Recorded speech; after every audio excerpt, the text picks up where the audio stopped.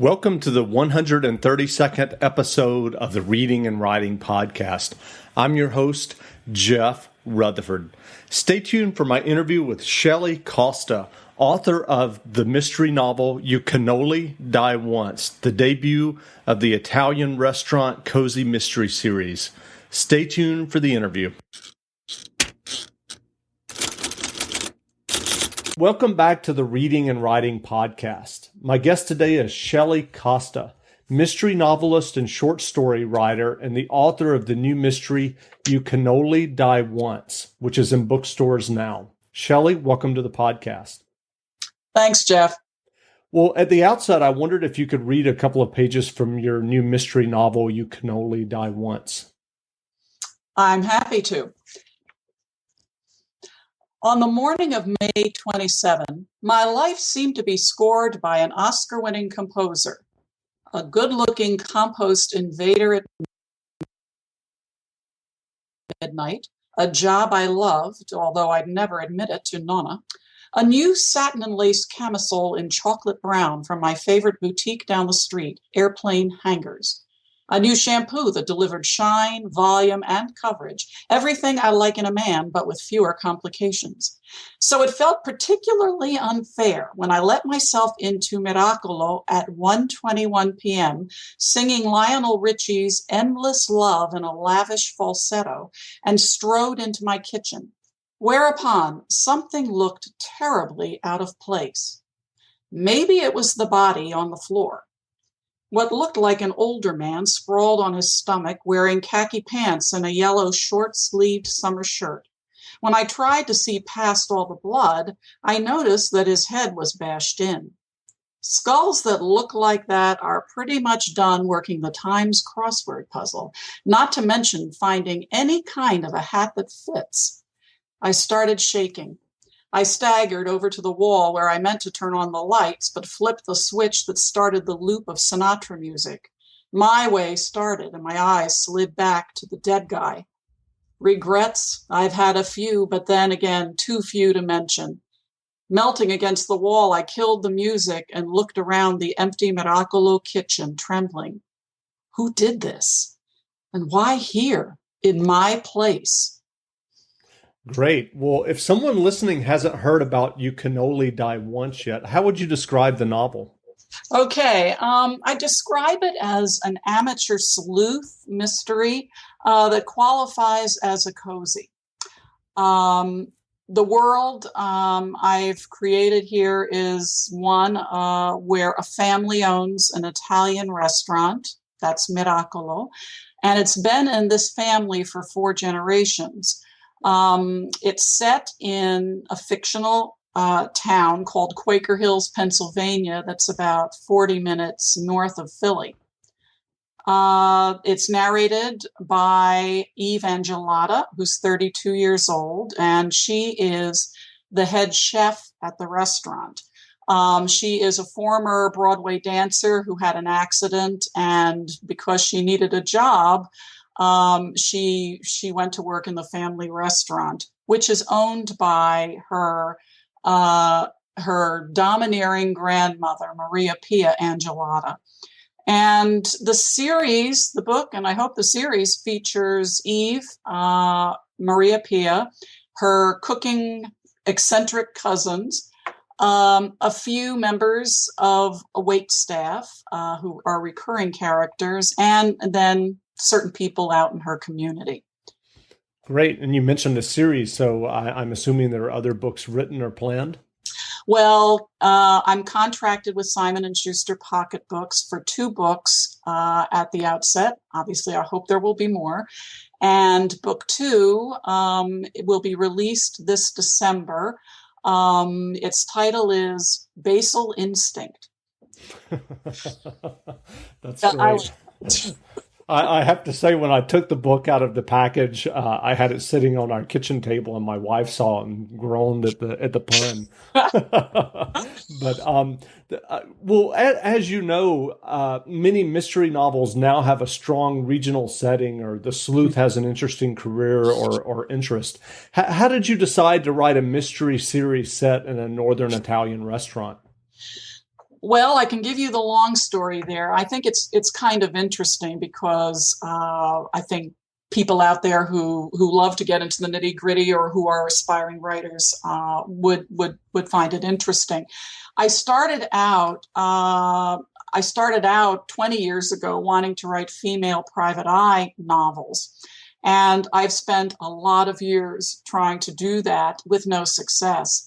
And finally, I decided I'm going to change how I become a mystery novelist because clearly that wasn't working. And I decided to try an amateur sleuth, a cozy mystery. And my first idea, I wrote 2 chapters and decided, because I've taken tap dancing for 7 years, I was going to set the story in a tap dance academy in Greenwich Village, because there's nothing I like reading and writing about more than New York. So I was writing, this tap dance series, and I interested the man who became my agent, John Talbot, based on that material.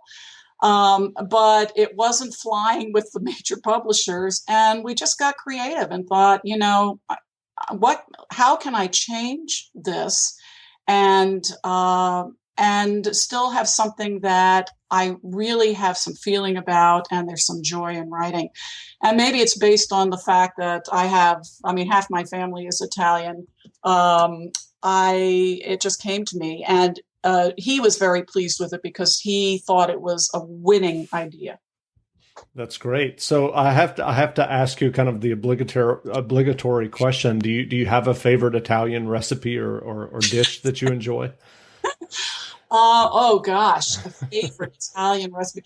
Oh, well, the story is actually part of the fun in the story is that it's a northern Italian cuisine at this restaurant, and this is because the family is obviously from northern Italy, and the grandmother has like an injunction against anything from this sort of fuzzy kind of Italian equivalent of a Mason-Dixon line in her own mind. So, I have to admit, I like lasagna. I like pizza. But what do I like? That's gosh. I don't have a favorite. I like veal marsala. I like And so what was the process like when you were researching and writing the book? Did you have to learn more about the restaurant business? Well, for sure. Yes. I have 3, there are 4 of us first cousins on the Costa side of my family. It's basically a small family. As I say, am the only one who is not a chef. My other 3 first cousins are chefs. And so I think from spending time with a couple of them, I've got a sense, in just a very general way, just enough to make what I'm writing, I hope, plausible, of how, working with food as a business works. So I'm sure readers will tell me how I get it wrong if I do. So you mentioned earlier these female private eye novels that you were working on. What was that process like? Was it something that just wasn't working in terms of the books and the protagonist, or what was it that kind of kept you going through that process? Oh, those are, I guess, 2 separate things. Let me see if I can keep them in my head. Okay. Why I think it wasn't going. I have a doctorate in literature, and I think I was coming from a state of mind and what a life experience up to that point that I read a lot of very literary things. And my first stories that I sold were literary short stories. But because I love mysteries so much, I started gravitating more and more to them, both as a reader, and then finally I decided I wanted to be a mystery writer.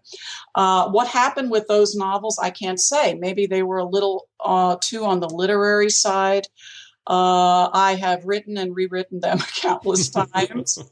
I don't know what their, final fate will be. I've even poached a few things from those books that I still like and that I reshape and use in stories or in this book. I don't know. They didn't seem credible enough. If you know what I'm saying. Sure. Finally, my heroine hated her gun and, spent a lot of time, agonizing over men and clothing. And I thought, finally, she's probably not at heart a private investigator. So maybe she became Evangelata. Right. And kind of what kept you going through that process What of kept writing me those? going? I think, and this is, just absolute dogged perseverance. I felt like I knew I could do this job. That I am a writer by nature. I've had a lot of experience. What kept me going through it was just the determination that I knew, Jeff, that if I stopped, then I was finally dooming myself to failure. And I'm like the poster girl for it can take 20 years, to break into this business in the way you want to. Right. So I think finally it was just a kind of stubbornness that I wasn't going to give up. It was hard to do graduate school, but I just persevered. And there were plenty of hard times in both writing the mystery novels. And, anyone who writes knows that I tell my classes this because I teach creative writing. It is always hard work. Even on the days when it goes well, it's hard work. On the days it doesn't go well, it's hard work. So finally, you just have to be determined. Right. And given that background in those novels that you had worked on, what was the writing experience and process like when you switched the idea from the dance academy in Greenwich Village to writing You Can Only Die Once? What was that process like? Did it go easy for you? It went that was actually an easy process, making that shift. I spent a very sad day when I realized I wasn't going to get to write the Dance Academy because the general feeling was there were too many dance-related mysteries out there. But after a day, I thought, hey, I'm a working writer, and I made the shift. And I think the bigger change was from writing a traditional mystery, an amateur sleuth cozy mystery, from writing the female PI books, because suddenly the writing was going a lot faster. And I was full of joy. I was really having a good time. That's great. So as someone who worked as an editor in book publishing and you now teach fiction writing at the Cleveland Institute of Art, I know this is kind of a broad question, but are there kind of common mistakes that you see in a lot of your students or people who are trying to aspire to publish? Well, my students are art students, so they would say they're first interested in a life as a professional artist. But what's wonderful about teaching writing electives to juniors and seniors at the Cleveland Institute of Art is that it's very self-selecting. I'm getting artists who want to write and illustrate children's books, who are designing video games. Many of them are involved in art that requires narrative. So they're kind of on the page. What I notice is that this is a generation that has grown up on a lot of video games. And I think I've never met a bad student writer in the 12 years I've been there, but a common problem I see in their development as writers is that they tend, in terms of plotting, to be very episodic. Story goes from battle to battle to battle to battle, instead of there being an actual story arc. I've seen that many times, and I think that's how they know story in in that generation. I'm not saying it's bad. I'm Mm-hmm. saying it's not what I'm familiar with, and I still think the other way is better. Sure, sure. And along those same lines, what general advice do you have for aspiring writers who may be listening and would one day like to break in as well and sell their own novels? Okay, aside from persevering doggedly, I'm going to say the same old truths that they've heard before that are unchanging. You have to read a lot and you have to be disciplined. I think the reading part is easy. I think writers tend to be readers, and we love that. It's like total immersion. And the boundaries between reading and writing feel very wonderfully blurry sometimes.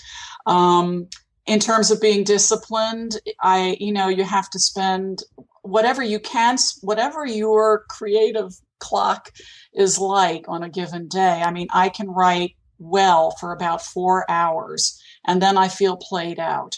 If I can do 1,000 to 3,000 words a day, then that's just peachy. Beyond those things, reading, let me say a little more about reading. I came from a pretty broad background in terms of reading, but as I started narrowing in on what I wanted to write, I exclusively read mysteries. I think there's a whole lot of fine writing that goes on these days in that genre. I find it very satisfying. It helps. I also I like to network within the mystery writing community, so I get to know the writers and the work as another writer. I think aspiring writers need to be honest with themselves about the life. As I have been writing since I could hold a pen. I've been writing stories. I sold my first story at the age of 22. Decades later, I sold my first novel. Yeah. So, Jeff, I hear the Cinderella stories where someone will turn up at a mystery conference and they'll say, I don't know, I was in IT. And then I sort of had an idea for a book, and I knew someone who said I'd publish it.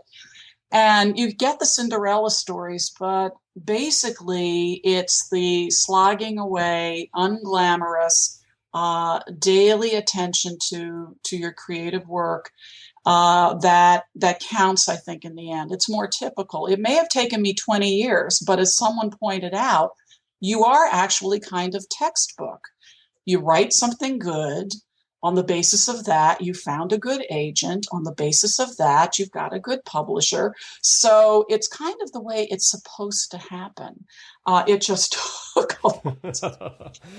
It was a long overnight success. It was a long overnight success. In terms of being honest with yourself about the writing life, are you someone who can sustain it over the long run? Do you have a day job? Is there some other means of support? Do you have just the plain grit? Do you think you'll love it that long? Right. Do you not know who you are if you're not writing? The questions like that, you just need to keep checking in with yourself, because it is a long run. And even after you break in, you'd like to think it's still a long run. Maybe the issues change, but it's still hard work even after you break in and you've got a book contract. And the discipline doesn't change, and the reading part of it doesn't change. So that's my advice. Okay. Well, regarding reading, what books and authors have you read lately that you would recommend? Okay. What have I read lately? All right. I actually went back. Somebody told me about a series that somehow totally got by me back in the 90s, set in New York, by Marissa Peisman. I know the series, there were about 7 books, maybe 8. I've read all of them. Gloriously funny books set in New York City. A delicious series, and I just motored right through them. I've read now all the books in James Benn's Billy Boyle series, which is set in World War II. I interviewed him. You interviewed him? Yes, yes. Oh, I'd like to go back. I'll go if it's still access. I'd like to. It is. I'll send you a link. Please. I like his books. Oh yeah, I do too. I tend to like books set in World War I or World War II. I love Anne Perry's World War I series. So I've motored through whole series this past year. I will always read something by C.J. Sansom. He writes a really fine historical series set during the time of Henry VIII. I mean, I before I read the first, I thought, oh, this is going to have to be something for me to stick with it, but it was really something. I'll read anything by Peter Robinson. I wait for S.J. Roseanne. I like Louise Penny. These writers have anything, and there are plenty. I'm leaving. Right, right. I understand.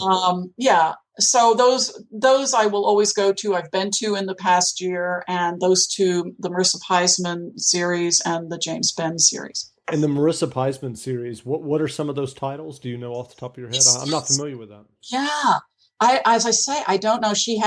I thought so much. Actually, I think she is now she herself is an attorney, and she's working in Albany for the state government in a pretty high up position. Her sleuth is Nina Fishman, and she is an attorney for the housing court in Manhattan.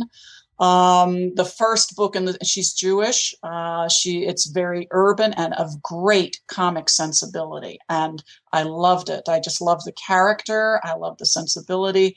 The first book in the series is Unorthodox Practices. Interesting. I'll take a look at that. That's the first book. And I really always recommend reading series books in order, because, I mean, sometimes I happen to pick something up that's out of order, and then I start from the beginning and work my way back up. Sure, sure. So what is your own writing process like? Do you outline extensively when you're working on a novel, or are you more of an organic writer? I think I don't outline extensively. Anything in my life that I have outlined extensively, I then just kind of, rub my hands together and say, well, that's done. And I end up not feeling like I need to write it. I don't know why that is. It kind of, outlining extensively kind of kills something for me. So I outline, especially with a mystery. Obviously, you have to have a sense of a couple of things. What's the apparent mystery? What's the real mystery?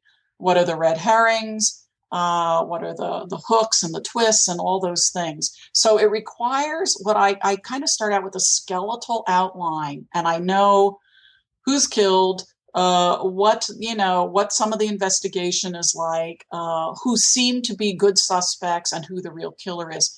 But I stay very open to letting the story tell me what it wants to be, and to letting the characters say, no, you got that wrong. So I think truly, finally, it's more of an organic process. And I put down on paper ahead of time enough to keep my head on straight in terms of the mystery plot. That's great. So what are you working on now? Well, I'm waiting to do revisions on book 2, Basil Instinct. And I started working on Untitled book 3, hoping that there's a contract for, continuing books in the series. I'm working on, but haven't finished yet, putting together a proposal for an entirely different series, to be working a couple of different sides of the street at once. But I love the world I've put together in You Can Only Die Once. The voice came to me very quickly, so I think I'm a natural fit with my heroine, and I feel like I really want to write her story for a long time. Great. And do you still work on short stories as well? Because I know you've sold several mystery short stories. Yeah. Short stories are truly where I feel obviously, I guess it's where I really came of age as a writer. Who knows why that is? I know novelists who say, gosh, I wish I could write short stories. For me, I knew I wanted to move into writing novels, but there's something that is satisfying to me about a short story. And I think my short stories tend to be more like little psychological thrillers. I like the intensity in a short story. they feel, I go back to my literary roots a little bit in the short stories, and I feel like I explore some pretty important themes that maybe I can't explore in a mystery series of novels, mystery novels. I wrote a story that was published this past year in November in Alfred Hitchcock Mystery Magazine called Strangle Vine. I had percolated that story for years. It came out of a true story of a lynching that occurred in Oklahoma about 100 years ago. I was so moved by this woman's story that I knew I wanted to tell it as a story. And it just took me lots of years of ruminating and trying to figure out how to tell that as a story. So I feel like I've dealt with some pretty heavy things, even in my mystery short fiction. So there will continue to be, that I hope I will continue to write short stories because they're satisfying in a different way. That's great. Well, where can people find you online? I have a website. It's www.shelleycosta.com. Where can they find? And I guest blog. I have been asked to guest blog. It's been kind of a busy month. Mystery Lover's Kitchen is one of the blogs. I mean, there have been a few. I think if you just put Shelley Costa, some hits will come up. Yeah. But my website will just tell people a little more about.